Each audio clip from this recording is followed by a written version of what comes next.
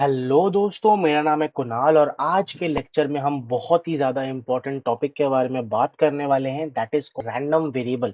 इससे पहले हमने जो भी टॉपिक्स पढ़े हैं प्रोबेबिलिटी के अंदर, कहीं न कहीं आपने अपने 11th-12th में वो टॉपिक कहीं न कहीं किसी पॉइंट में तो सुना ही होगा।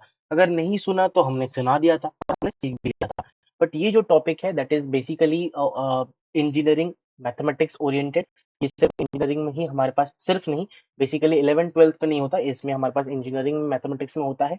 तो इसीलिए कुछ लोगों के लिए may be this is the first जो है अलग टॉपिक हो, तो इसीलिए हम बहुत ही ज़्यादा स्लोली जो है ये टॉपिक्स को कवर करने वाले हैं, ठीक है ना? तो चलिए स्टार्ट करते हैं आज का lecture. This is the lecture number 7th of probability and statistics. और मेक श्योर कि आपने अभी तक अगर चैनल सब्सक्राइब नहीं किया है, आपको नीचे ही सब्सक्राइब बटन मिल जाएगा, दबा दीजिएगा। साथ में टेलीग्राम चैनल का लिंक जो है वो भी आपको मिलेगा, जिससे क्या हो कि आप जो है अपडेट्स लेते रहो। फॉर्मूला शीट्स कुछ भी कंटेंट अगर मेरे पास आता है तो मैं उस ग्रुप में डाल देता हूँ, तो आपको फ़ायदा हो सकता है। चलिए स्टार्ट करते हैं आज का हमारा lecture from the topic of random variable. Sir ji, ये रैंडम वेरिएबल होता क्या है? दोस्तों अगर मैं रैंडम वेरिएबल की बात करूँ, रैंडम वेरिएबल की अगर मैं दोस्तों यहाँ पे बात करूँ, तो ये रैंडम वेरिएबल क्या होता है? सरलता से अगर मैं आपको समझाऊँ, this is nothing but a mathematical function. क्या होता है ये? This is nothing but a mathematical function. इसी को हम लोग क्या बोलते हैं? एक मैथमेटिकल फंक्शन होता है और इसी को हम लोग रैंडम वेरिएबल बोल देते हैं। अब हमारे पास जो प्रोबेबिलिटी होती है, ठीक है ना? प्रोबेबिलिटी अगर हमें कैलकुलेट करनी होती है, प्रोबेबिलिटी की अगर मैं यहाँ पे दोस्तों बात करूँ, तो प्रोबेबिलिटी काउंट करने के लिए या फिर कैलकुलेट करने के लिए हमारे पास क्या होते हैं? बेसिकली हम इवेंट्स पे डिपेंड करता है, देन सैंपल पॉइंट्स पे डिपेंड करता है, राइट? सैंपल पॉइंट्स पे डिपेंड करता है। थोड़ा-सा गंदा हैंडराइटिंग हो रहा है, बट कोई बात नहीं, सैंपल पॉइंट्स पे डिपेंड करता है और हमारे पास यहाँ पे रैंडम एक्सपेरिमेंट पे डिपेंड करता है, राइट? इन सारी चीज़ों पे जो है हमारा प्रोबेबिलिटी जो है वो डिपेंड करता है। तो अगर अब फंक्शन क्या होता है अगर आप सबको पता है, फंक्शन इज़ नथिंग बट हम इनपुट जो है देंगे, अब यहाँ पे वो इनपुट जो है वो प्रोसेस होगा और हमें जो है बैक साइड में आउटपुट यहाँ पे मिल जाएगा, ठीक है ना? अब सिमिलरली अगर मैं प्रोबेबिलिटी की बात करूँ, यहाँ पे हम क्या कर रहे हैं, रैंडम वेरिएबल को एज़ अ फंक्शन जो है मैथमेटिकल फंक्शन को डाल रहे हैं, तो उस केस में क्या होता है कि हम सैंपल पॉइंट्स की यहाँ पे बात करते हैं मेजरली। तो सैंपल पॉइंट्स जितने भी हमारे पास हैं, एज़ अ इनपुट हम जो है क्या करते हैं, इसको डालते हैं, इनपुट फंक्शन को देते हैं, फंक्शन उसको प्रोसेस करता है एंड वो जो है हमें प्रोबेबिलिटी दे देता है। क्या देता है? प्रोबेबिलिटी दे देता है, ठीक है? This is the working diagram of a random variable. आपको बस रैंडम वेरिएबल बोल देंगे फंक्शन है, बट ये नहीं बताएगा कि करता क्या है वो चीज़। तो हमने बहुत ही बेस से सीखा है कि रैंडम वेरिएबल बेसिकली होता क्या है। This is nothing but a mathematical function जो कि क्या करता है, सैंपल पॉइंट्स को लेता है, जितने भी पॉसिबल आउटकम्स हैं उसको जो है एज़ अ इनपुट लेता है, उसको प्रोसेस करता है और लास्टली हमें जो है प्रोबेबिलिटी दे देता है। अगर मैं एक एग्ज़ाम्पल की बात करूँ, एग्ज़ाम्पल क्या है? Tossing a coin. मैंने 2 कॉइन की बात नहीं की दोस्तों, हमारे पास यहाँ पे 1 कॉइन की बात की है। तो अगर मैं 1 रुपीज़ ले लेता हूँ, मतलब 1 कॉइन ले लेता हूँ, तो उसकी या तो हेड आएगी पॉसिबिलिटी है या तो टेल आने की पॉसिबिलिटी है। बिल्कुल सर। तो यहाँ पे इस केस में हमारे पास हेड एंड टेल का सैंपल पॉइंट्स है ना?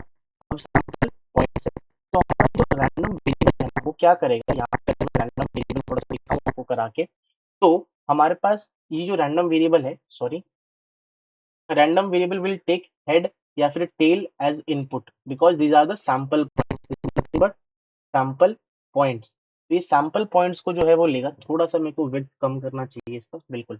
एंड जो है हमारे पास क्या होगा, रैंडम वेरिएबल क्या करेगा, प्रोसेस करेगा इसको, प्रोसेस करेगा एंड हमें जो है यहाँ पे आउटपुट देखने को मिलेगा।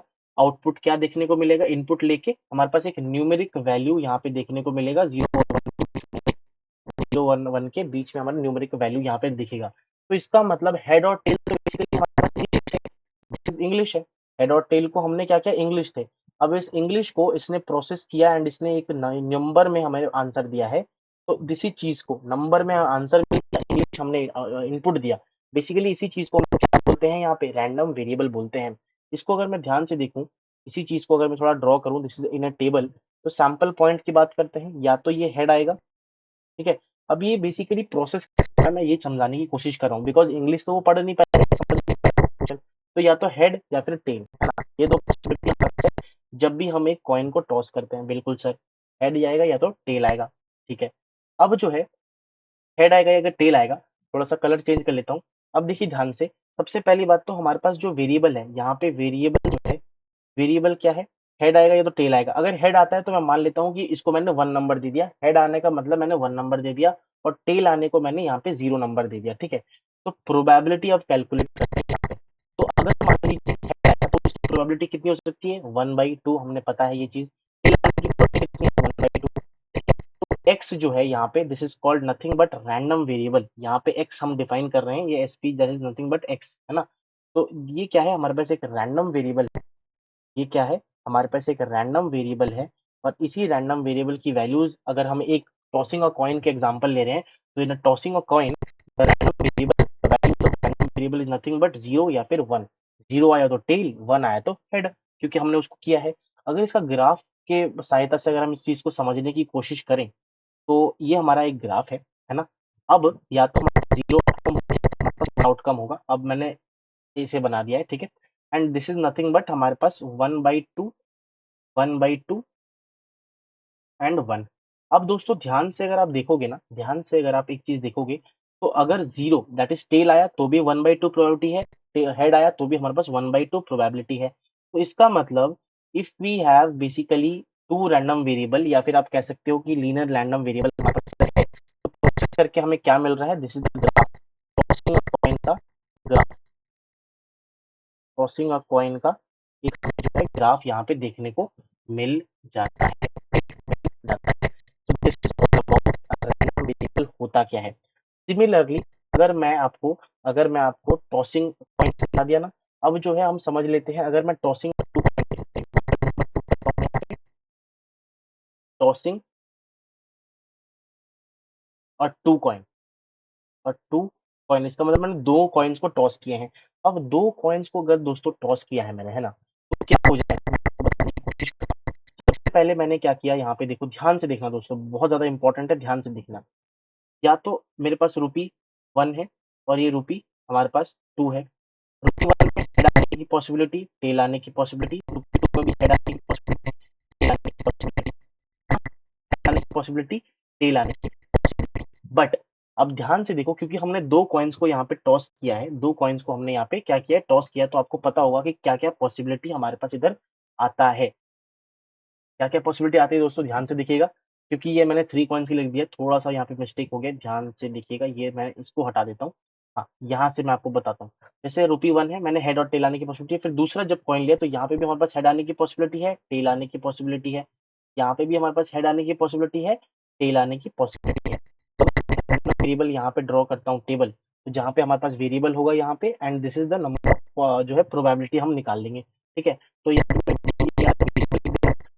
Probability of that particular variable. ठीक है, तो या तो हमारे पास हेड और हेड आएगा दो पॉइंट्स में, या तो हमारे पास हेड और टेल आएगा, या तो हमारे पास टेल और हेड आएगा, या तो हमारे पास टेल और टेल आ जाएगा। ठीक है ना, समझ आएगा आपको, समझ आ गया, ठीक है, बिल्कुल समझ आ गया सर, बिल्कुल आप इतना घबरा क्यों रहे हो सर, बिल्कुल कुछ नहीं घबरा रहा हो दोस्तों।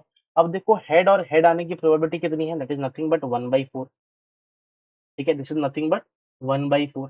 हेड और टेल आने की प्रोबेबिलिटी क्या है, हेड और टेल आने की प्रोबेबिलिटी हमारे पास यहाँ पे क्या है, बताओ बताओ बताओ, जल्दी बताओ जल्दी बताओ जल्दी बताओ, दिस इज नथिंग बट हमारे पास सबकी प्रोबेबिलिटी अगर देखी जाए, सबकी प्रोबेबिलिटी अगर देखी जाए, दैट इज नथिंग बट 1/4, 1/4, 1/4। थोड़ा धीरे धीरे लिख दो, कोई दिक्कत नहीं है, नहीं निकलना आपको, बिल्कुल। तो अगर सबकी प्रोबेबिलिटी है, दैट इज नथिंग बट 1/4। अच्छा शिट, गलती हो गई, एक चीज ध्यान से देखा मैंने। अब दोस्तों अगर मैं रैंडम वेरिएबल की बात करूँ ना, तो यहाँ पे हेड और हेड को मैंने क्या काउंट किया है भाई, 1 काउंट किया था, मैंने बोला था सक्सेस है।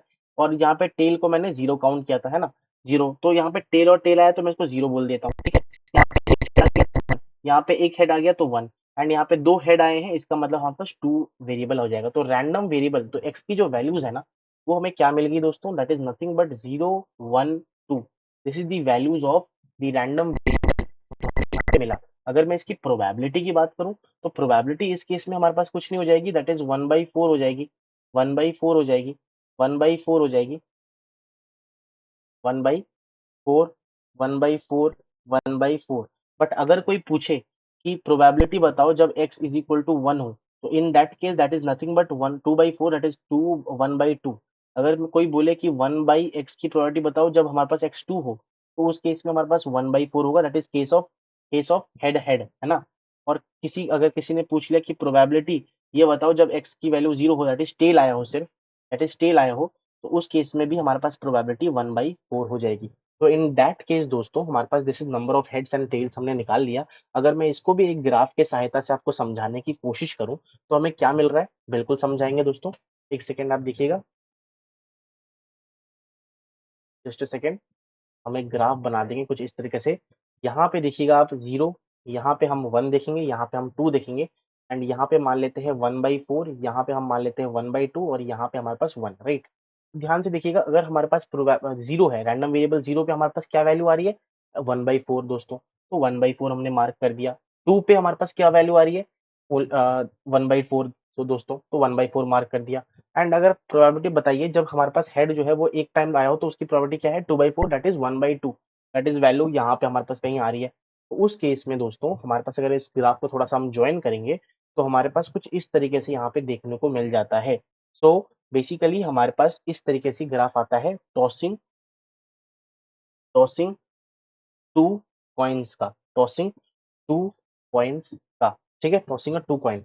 अब दोस्तों इसी केस में अगर मैं आपको बात करूं, जनरलाइज करेंगे, जनरलाइज ट्राई फॉर, अच्छा एक होमवर्क देता हूं दोस्तों। होमवर्क क्या है, जैसे हमने 1 कॉइन और 2 कॉइन के लिए किया, ट्राई फॉर 3 कॉइन्स। 3 कॉइन्स के लिए क्या क्या पॉसिबिलिटी आ सकती है, मैंने आपको बताया था। यहाँ पे मैं ये लिख देता हूँ, the random variable will be nothing but 0, एक सेकेंड, 0 1 2 3। तो जब हम 3 कॉइन्स को टॉस करते हैं तो हमारे पास 4 रैंडम वेरिएबल की वैल्यूज आती हैं। तो आपको ये जो है ड्रॉ करना है। बट यहाँ पे हम देख लेते हैं जनरलाइज्ड कंसेप्ट, जनरलाइज्ड अगर हम करूँ यहाँ पे, तो इफ, चलो इसको नेक्स्ट पेज में करते हैं, यहाँ पे ना थोड़ा जगह कम है, तो नेक्स्ट पेज पे करना ज्यादा बेहतर रहेगा, ठीक है ना, ज्यादा चिबिची नहीं करना यहाँ पे। ओके, तो दोस्तों जैसे कि मैं आपको कह रहा था कि अगर मैं यहाँ पे इसको जनरलाइज करूँ, यहाँ पे इसको जनरलाइज करूँ, if n is very large, n का मतलब टॉसिंग अ 3 कॉइन 4 कॉइन होता है ना। If n is very large,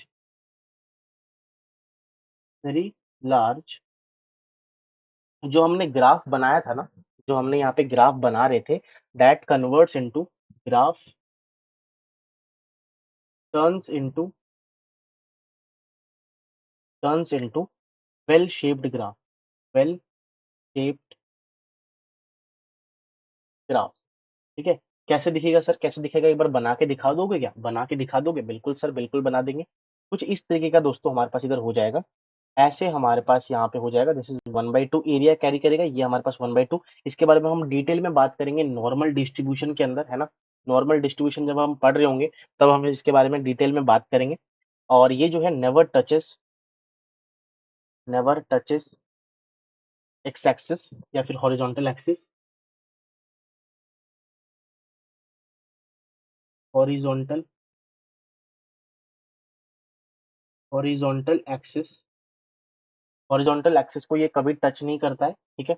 never touches the horizontal axis, and this is normal random variable. 50% area यहाँ पे होता है, 50% हमारे पास यहाँ पे होता है। तो ये इसके बारे में हम बहुत डिटेल में जो है आगे पढ़ने वाले हैं। बट जब हमारा एन की वैल्यू बहुत लार्ज होगी, तब जो है इस पर्टिकुलर इवेंट की जो हमारा ग्राफ होगा वो बदल जाएगा into a well shaped graph, उसका एरिया हम यहाँ पे निकाल सकते हैं, समझ में आ गया। एंड ये जो टेबल हम बना रहे थे ना, ये जो टेबल हम बना रहे थे, ये वाला टेबल जो है, इसी टेबल को हम क्या बोलते हैं, probability mass table, probability mass table हम इसको बोलते हैं। And summation of all this probability is equal to 1, है ना। Summation of all this probability, summation of all P I is equal to 1, है ना। ये तो हम पढ़ेंगे आगे भी डिस्क्रीट रैंडम वेरिएबल के टॉपिक में, बट अभी के लिए हमारा जो टॉपिक था वो हमने यहाँ पे कवर कर लिया है। अब दोस्तों हम ना एक और बहुत ही इंपॉर्टेंट कंसेप्ट के बारे में बात कर लेंगे अभी, है ना। दैट इज फॉर एग्जाम्पल हम throwing a die, throwing 2 die मान लेते हैं, थ्रोइंग टू, सॉरी, 2 डाइस, ठीक है, डाइस। और इस केस में हमारे पास हम क्या कर रहे हैं, समेशन, उसका हम यहाँ पे प्रोबेबिलिटी या फिर इसके बारे में हम रैंडम वेरिएबल कैसे जनरेट करें उसके बारे में हम यहाँ पे देखने वाले हैं। तो हमारे पास अगर हम 2 डाइस को थ्रो कर रहे हैं तो हमने टेबल बनाया था, आपको याद होगा 1, 2, 3, 4, 5 एंड 6 ये पॉसिबिलिटीज़ हैं, एंड 1, 2, 3, 4, 5 एंड 6 ये पॉसिबिलिटीज़ हैं। अब मैं इस पे जो ऑपरेशन लगाने वाला हूँ दैट इज़ नथिंग बट हमारे पास प्लस वाला ऑपरेशन, ठीक है? क्या कर रहे हैं हम इसमें प्लस एडिशन कर रहे हैं पर्टिकुलर सेक्शंस का, ठीक है? तो अगर हमारे पास क्या-क्या पॉसिबिलिटी बनती है, 1 और 1 को ऐड करेंगे तो 2 आ सकता है, 1 2 को ऐड करेंगे तो 3 आ सकता है, 3 1 को ऐड करेंगे तो 4 आ सकता है, 4 1 को ऐड करेंगे तो 5 आ सकता है, 5 1 को 6 करेंगे एंड 6 1 को 7 हमारे पास इधर हो जाएगा बिल्कुल। सिमिलरली अगर मैं इसको ऐड करता हूँ तो यहाँ पे 2 आ जाएगा, सॉरी 3 आ जाएगा, यहाँ पे हम करेंगे तो 4 आ जाएगा, 5 6 एंड 7 फिर ऐसे आगे बढ़ते जाएँगे तो 4 5 6 7 8 5 6 7 8 9 8 9 6 7 8 8 9 10 and similarly 7 8 9 10 11 and 8 9 10 11 12 दोस्तों अगर हमारे पास 2 डाइस है एंड 2 डाइस को मैंने थ्रो किया है, तो बेसिकली अगर हम x यहाँ पे जो रैंडम वेरिएबल है that is x is nothing but die A का जो फेस में नंबर आ रहा है, उसका एडिशन हम करेंगे डाई B के फेस में, वही हमारा रैंडम वेरिएबल यहाँ पे है। So x is nothing but addition of the possibilities, total हमारे पास 36 पॉसिबिलिटीज़ बनते, उन 36 पॉसिबिलिटीज़ के अंदर हमारे पास समेशन हम कर रहे हैं 2 डाइस के नंबर्स का, तो ये बहुत ज़्यादा क्वेश्चन में यूज़ होने वाला है दोस्तों, मेक श्योर कि आप इसको ध्यान रखें। तो अगर मैं यहाँ पे एक रैंडम वेरिएबल ले लेता हूँ, तो हमारे पास क्या-क्या पॉसिबिलिटीज़ आ जाती हैं, क्या-क्या पॉसिबिलिटीज़ आ जाती हैं अगर मैं ध्यान से देखूँ तो, दैट इज़ नथिंग बट 2 आ सकता है, 3 आ सकता है, 4 आ सकता है, 5 आ सकता है, 5 आ सकता है, 6 आ सकता है, 7 आ सकता है, 8 आ सकता है, 9 आ सकता है, 10 आ सकता है, 11 आ सकता है एंड 12 आ सकता है। तो these are the possibilities of the summation of die A face number and die B face number, है ना? अब अगर यहाँ पे हम प्रोबेबिलिटी कैलकुलेट करें ऑफ बेसिकली x, यहाँ से हम ऐसे रिप्रेजेंट करते हैं इसको capital X is equal to small x, तो हमारे पास क्या आ जाएगा दैट इज़ नथिंग बट हमारे पास 1/36 क्योंकि 2 आने की पॉसिबिलिटी कितनी है? दैट इज़ ओनली एक ही बार 2 आया है, इसलिए हम इसको लिखेंगे 1/36 बिल्कुल। अब वैसे ही हमारे पास यहाँ पे ध्यान से देखोगे 3 आने की पॉसिबिलिटी ओनली 3 2 बार आया है, सॉरी 2 बार कहाँ आ गया है हमारे पास, हाँ 2 बार बिल्कुल, हमारे पास 3 2 बार आया है तो टोटल पॉसिबिलिटी प्रोबेबिलिटी कितनी आ गई 2/36। सिमिलरली अगर मैं 4 की बात करूँ, तो 4 कितनी बार आया है? 3 बार आया है तो 3/36 है ना? 3/36 फिर हमारे पास 5 आया है, 5 कितनी बार आया है? 4 बार आया है, आप गिन सकते हो टेबल मैंने आपके सामने बना रखा है, तो 4/36 उसके बाद हम क्या करेंगे 6 कितनी बार आया है? बेसिकली 5 बार आया है, तो 5/36 है ना? फिर हम यहाँ पे कैलकुलेट करेंगे 7 कितनी बार आया है? ओनली हमारे पास 7 आया है 6/36 फिर हम 8 कैलकुलेट करेंगे, बहुत गंदा टेबल हो गया दोस्तों, एक काम करता हूँ मैं, इसको थोड़ा हम मिटा देते हैं, जिससे ना ईज़ी हो जाए, ठीक है? इसको थोड़ा-सा अगर मैं इसको ऐसे लिखूँ दैट इज़ 2, 3, 4, 5, 6, 7, 8, 9, 10, 11, 12 ठीक है? तो 8 आने की प्रोबेबिलिटी कितनी है? 8 कितनी बार आया है? 1, 2, 3, 4, 5 है ना? अगेन दोस्तों ये कम होना चालू हो गया दैट इज़ 5/36 अगर किसी को लग रहा था 7/36 आएगा, नहीं आएगा। अब ये जो है डाउनफॉल चालू हो चुका है इसका। आप प्रोबेबिलिटी टेबल से कैलकुलेट कर सकते हो। 9 आने की प्रोबेबिलिटी 9 कितनी बार आया है? 4 बार आया है, तो 4/36 हो गया। फिर 10 कितनी बार आया है? 3 बार आया है, तो 3/36 फिर 11 कितनी बार आया है? 11 इज़ नथिंग बट 2/36 एंड 12 जो है वो 1 बार आया है। ठीक है? तो उस केस में हमारे पास 12 की प्रोबेबिलिटी कितनी हो जाएगी 1/36 ठीक है? अगर इन सारे प्रोबेबिलिटीज़ का मैं सम ले लेता हूँ दैट इज़ नथिंग बट हमारे पास 1 के बराबर आ जाएगा, ठीक है? अब अगर मैं एक चीज़ आपको बताने की कोशिश करूँ यहाँ पे that is very important that is nothing but x 0 से चालू हुआ एंड ये n तक गया। अगर मैं इन सारे प्रोबेबिलिटी का सम कर दूँ ना, सारे प्रोबेबिलिटी का अगर मैं यहाँ पे सम ले लेता हूँ that is x is small x के बराबर दैट इज़ इक्वल टू 1 ठीक है? इसी को हम लोग क्या बोलते हैं टोटल प्रोबेबिलिटी बोलते हैं। जहाँ पे भी समेशन 1 आए या फिर समेशन हम करके कुछ बड़ा चीज़ को प्राप्त कर रहे हैं उसको हम लोग टोटल प्रोबेबिलिटी बोलते हैं। टोटल प्रोबेबिलिटी ठीक है? थोड़ा-सा दोस्तों जोक करने का मन हुआ बट मैं कर नहीं पाया। I am really sorry for that. कोई अगर हेडफ़ोन लगा के सुन रहा था और उसका कान फट गया, उसके लिए मैं बहुत ज़्यादा दु दिल से माफ़ी चाहता हूँ, ठीक है? और आगे बढ़ते हैं हमारा इससे जो हमने सीखा, उसको थोड़ा-सा हम यहाँ पे नेक्स्ट पेज में देख लेते हैं कि हमने क्या सीखा। अगर दोस्तों में टेबल की जो हमने बनाया था दैट इज़ कौन-सा रैंडम वेरिएबल वाला अगर मैं बात करूँ, कौन-सा वाला टेबल? ये वाला जो टेबल है, सॉरी। ये जो टेबल हमने बनाया था ना, इसके बारे में हम थोड़ा देखने वाले हैं, इसका ग्राफ बना के देखते हैं, ठीक है ना? इसका ग्राफ बना के देखते हैं। थोड़ा-सा मैं देखता हूँ यहाँ पे कुछ अगर मेरे को टूल्स मिल सके जिससे मैं ग्राफ बना पाऊँ। एक्चुअली दोस्तों मैंने ये जो सॉफ्टवेयर है अ, मैंने इसलिए डाउनलोड किया क्योंकि मेरे को लगा था कि यहाँ पे जो है मेरे पास अलग-अलग जो है यहाँ पे रहती हैं चीज़ें, टूल्स रहती हैं जो मैं ज़्यादा इलस्ट्रेशन के साथ आपके सामने रख पाऊँ जिससे आप जो है यहाँ पे कुछ सीख पाओ, राइट? तो मैंने यहाँ पे इसको थोड़ा ड्रॉ कर दिया है, इसको एक कलर ले लेते हैं, जैसे येलो ले लिया मैंने, है ना? और इसको कॉपी करके पेस्ट कर दूँगा यहाँ पे एंड अरे यार! ये क्या हुआ? हाँ, तो इसको मैं क्या करूँगा ना यहाँ पे रोटेट कर दूँगा इसको थोड़ा-सा, ठीक है? और यहाँ पे मैं ले आया आपके सामने कुछ इस तरीके से ग्राफ, ठीक है? थोड़ा-सा कुछ हाँ, हो रहा है, हो रहा है। दोस्तों सीख रहा हूँ मैं भी, ठीक है? मेरे लिए भी पहला-पहला है, ठीक है? पहला-पहला मतलब मैं सीख रहा हूँ कुछ, पहला-पहला प्यार मत समझ लेना, है ना? ठीक है। दोस्तों अगर मैं यहाँ पे मार्क करूँ जितने भी हमारे पास रैंडम वेरिएबल थे that is 2, that is 3, that is 4, that is 5 इसका ग्राफ बना के देखते हैं, मैं यही बस बताना चाहता हूँ। दैट इज़ 6 थोड़ा-सा पास-पास हो गया, थोड़ा दूर-दूर बना लेते हैं ना, कोई दिक्कत नहीं है। जगह की कमी नहीं है दोस्तों हमारे पास। मतलब लैपटॉप में जगह की कमी नहीं है। अगर असल दुनिया में जगह की बात करूँ तो भाई जगह की महँगाई इतनी बढ़ रही है कि भाई खरीदना मुश्किल होता जा रहा है ना? 1 करोड़ 2 करोड़ हमारे ज़मीन के जो प्राइसेज़ जो इंक्रीमेंट हो रहे हैं, इन्फ्लेशन इसे बोलते हैं, इकोनॉमिक्स अगर किसी ने पढ़ा है तो उसको पता चलेगा, ठीक है ना? तो हम कोई और अलग टॉपिक में जा रहे हैं, तो हमें थोड़ा-सा बैक आना है एंड हमें ग्राफ बनाने में फ़ोकस करना है, जगह की बात तो बाद में हो जाएगी। तो हमारे पास प्रोबेबिलिटी क्या-क्या आई थी? 1/36 आई थी। बिल्कुल सर, 1/36 आई थी। सर 6/36 के बाद ना डाउनफॉल चालू हुआ था, तो आपको ना 1/36 फिर 2/36 बिल्कुल, है ना? 2/36 दोस्तों अगर आपको डाउट है तो आप ना पीछे एक बार रिवाइंड करके आप देख सकते हो, या तो मैं खुद ही दिखा देता हूँ आपको 1 सेकंड। ये देखो हमारे पास प्रोबेबिलिटी 1/36, 2/36, 3/36, 4/36, 5/36, 6/36 उसके बाद जो है हमारे पास वापस से डाउनफॉल चालू हो गया था, तो उसको लिखने की हमारे पास यहाँ पे ज़रूरत नहीं है। मतलब बेसिकली एक बार लिख दिया, ज़रूरत तो है ही, बट हाँ, एक बार लिखना हो चुका है। तो 3/36 यहाँ पे हो गया, फिर हमारे पास 4/36 ठीक है, 4/36 फिर 5/36 फिर 5/36 जस्ट अ सेकंड 5/36 और यहाँ पे 6/36 हमारे पास इधर हो गया, ठीक है ना? 6/36 हमारे पास हो गया, इधर मैंने 1 मार्क कर दिया है। अब देखो ध्यान से दोस्तों, अब हम ना इसका जो है ग्राफ बनाने वाले हैं, तो इसलिए इम्पोर्टेंट है थोड़ा-सा ध्यान से देखना। 1 में हमारे पास बेसिकली सॉरी 2 में हमारे पास 1/36 आया था, 3 में हमारे पास 2/36 आया था, 4 में हमारे पास 3/36 आया था, 5 में हमारे पास 4/36 आया था एंड अगर मैं बात करूँ 5 में तो हमारे पास 5/36 आया था एंड 6 में हमारे पास क्या आया था? सॉरी 7 में हमारे पास 6/36 आया था। 8 में हमारे पास वापस से 5/36 आ गया था। फिर हमारे पास यहाँ पे 9 में जो है 4/36 आया था। 10 में जो है वो हमारे पास 3/36 आया था।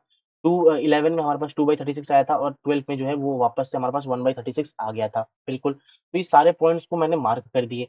अब इन्हीं सारे पॉइंट्स को मैं क्या करूँगा एक बार जो है मिला देता हूँ, ठीक है? मिला देता हूँ यहाँ पे देखो ध्यान से।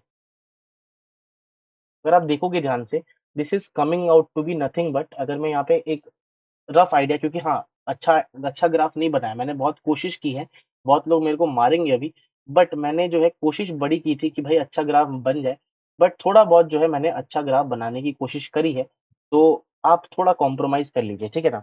अब देखिए ध्यान से दोस्तों यहाँ पे हमें पता चल रहा है कि एक हाईएस्ट पॉइंट है एंड यहाँ पे मीन एक्युमुलेटेड होगा, अब मीन वगैरह क्या होता है वो हम नेक्स्ट क्लास में देखेंगे, बट अगर आप ध्यान से देखोगे जैसे मैंने आपको बताया था कि व्हेन इन की वैल्यू जो है वेरी लार्ज तो वेल शेप्ड हमारे पास यहाँ पे बन जाता है ना? थोड़ा-सा गंदा हैंडराइटिंग फिर से हो रहा है। एन की वैल्यू अगर वेरी लार्ज है एन की वैल्यू अगर वेरी लार्ज है, तो उस केस में हमारे पास यहाँ पे क्या हो जाएगा? उस केस में हमारे पास वेल शेप्ड ग्राफ मिलता है और उसका मैंने यहाँ पे प्रूव करके दिखाया with taking an example of dice. अभी जो डाइस का एग्जांपल है ना मल्टीपल एग्ज़ाम्स में दोस्तों ये एडिशन वाला जो एग्जांपल है, वो लेके रैंडम वेरिएबल के हज़ारों सवाल पूछे गए हैं। तो इसीलिए मैंने ये वाला एग्जांपल जो है हमारे पास यहाँ पे करवाया था।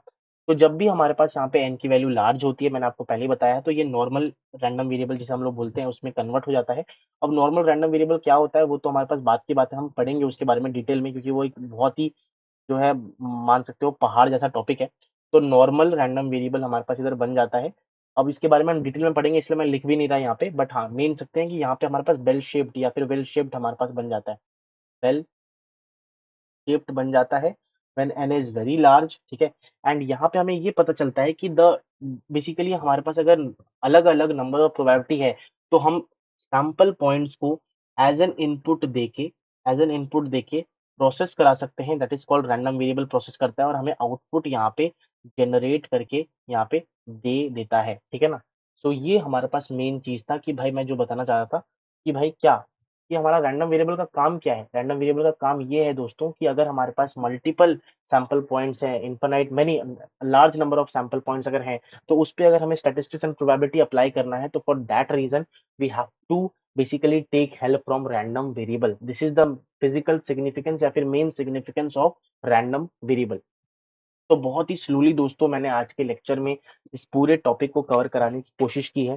This is very like fundamental topic of आगे जो भी हम पढ़ने वाले हैं, इसलिए मैंने बहुत ज़्यादा टाइम दे के इसको समझाया है। अगर किसी को भी कोई भी तरीके का डाउट है, हमने देखा कि रैंडम वेरिएबल होता क्या है, ठीक है ना, सबसे पहले। फिर उसके बाद हमने एग्जाम्पल से समझा कि भाई कैसे हम इसको कर सकते हैं, निकाल सकते हैं। देन हमने 2 एग्जाम्पल लिए and of a tossing of a coin and tossing a 2 coin. Tossing और 3 कॉइन को मैंने होमवर्क दिया है, सिमिलर वे में आपको निकालना है। फिर हमने देखा कि अगर मैं 2 डाइस को थ्रो कर रहा हूँ, उसके एडिशन का रैंडम वेरिएबल हम देख रहे हैं, तो वो हम कैसे निकालें? तो उस केस में हमने देखा कि भाई इस तरीके से हमारे पास यहाँ पे रैंडम वेरिएबल निकल के आ जाता है। हमारे पास पहले तो बढ़ता है फिर कम होता है एंड दैट पर्टिकुलर जो ये हमने देखा, उसी को हम लोग क्या बोलते हैं, वेल शेप्ड कर्व। जो नॉर्मल रैंडम वेरिएबल होता है, जब n की वैल्यू लार्ज हो तो हमें वेल शेप्ड कर्व जो है वो देखने को ग्राफ में मिलता है। तो ग्राफिकल सिग्निफिकेंस के थ्रू हमने ये पूरा चीज सीख लिया है। एंड इसी के साथ दोस्तों आज का जो लेक्चर है वो हमारा यहाँ पे खत्म होता है, राइट। थोड़ा सा मैं थैंक यू तक पहुंच जाता हूँ, बिल्कुल। थैंक यू सो मच दोस्तों। ये हमारा जो सेकंड सेशन का मैंने आपको दिखा दिया था, देख लो, कोई दिक्कत वाली बात नहीं है। सेकंड सेशन में, दैट इज सेकंड नहीं, 8th सेशन हमारे पास 8th लेक्चर होने वाला है, जहाँ पे हम discrete and continuous random variable के बारे में दोस्तों जानने वाले हैं, ठीक है। तो डिस्क्रीट रैंडम वेरिएबल क्या होता है, कंटिन्यूअस रैंडम वेरिएबल क्या होता है, उसके बाद हम जो है अलग अलग प्रोबेबिलिटी डिस्ट्रीब्यूशंस के बारे में जो है वो सीखने वाले हैं, जानने वाले हैं। तो मेक श्योर कि आप वो सारी चीजें जो है अच्छी तरीके से जो पहले हम कर चुके हैं उसको रिवाइज कर लीजिए।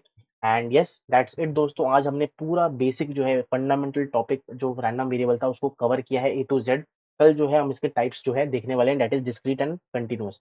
तो thank you so much, make sure subscribe कर लीजिए, शेयर कीजिए दोस्तों के साथ, थोड़ा भला उनका भी कर लीजिए, और टेलीग्राम चैनल ज्वाइन कर लीजिए। मिलते हैं ऐसी एक धमाकेदार लेक्चर के साथ, तब तक के लिए thank you so much, bye bye.